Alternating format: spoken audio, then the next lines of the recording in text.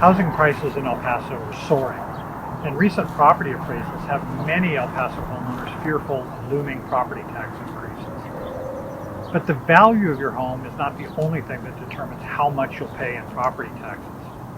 The ultimate decision on how much you'll pay rests with local elected officials who set the property tax rate. Here's what you need to know about how property valuations and property taxes work in Texas. For tax purposes, property valuations are set by the Central Appraisal District, the CAD. By law, the CAD must appraise properties at market value. A number of factors play into that determination, but the most important component is the sales prices of nearby homes in recent months. In 2020, during the pandemic, a record number of El Paso houses were sold, and the prices they sold for went way up. Realtors say that's because the demand for homes exceeded the supply, driving up the cost. Because real estate prices rose sharply last year, CAD appraisals that went out over the past couple of months also increased by a lot. Many neighborhoods saw valuations go up by 10% or more in the past year. Some neighborhoods went up by more than 30%. Most El Pasoans had until May 17th to file a protest of their valuations. Those protests will be heard in the coming months, and many people will see their valuations reduced as a result. That's where the other component comes in, the tax rates set by local governments.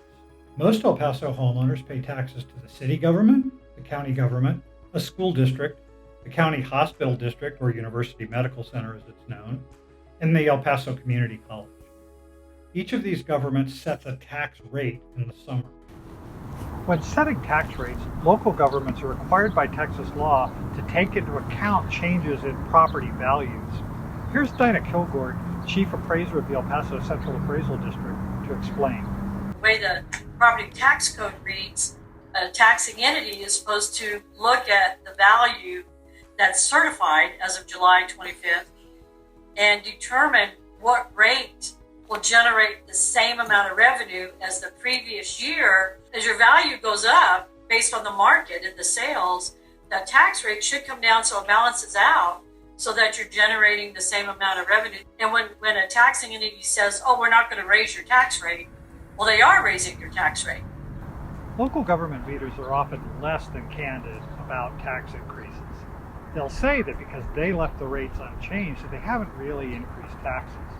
But that's almost always false, and this year it could be spectacularly false. If local governments leave their tax rates unchanged this year, more than 130,000 homeowners in El Paso could face increases of 10% or more in their property tax bills. What can you do to keep your taxes as low as possible? If you feel your appraisal is too high, file a protest with the CAD. The deadline is passed for most property owners this year, but you can protest again next year. Also, make sure that you have all of the exemptions for which you qualify. You don't need to hire anyone to file this paperwork for you. You can go to the Central Appraisal District website at epcad.org. Finally, contact your school board trustee, city council member, and county commissioner to share your feelings on services and taxes, and vote in local elections.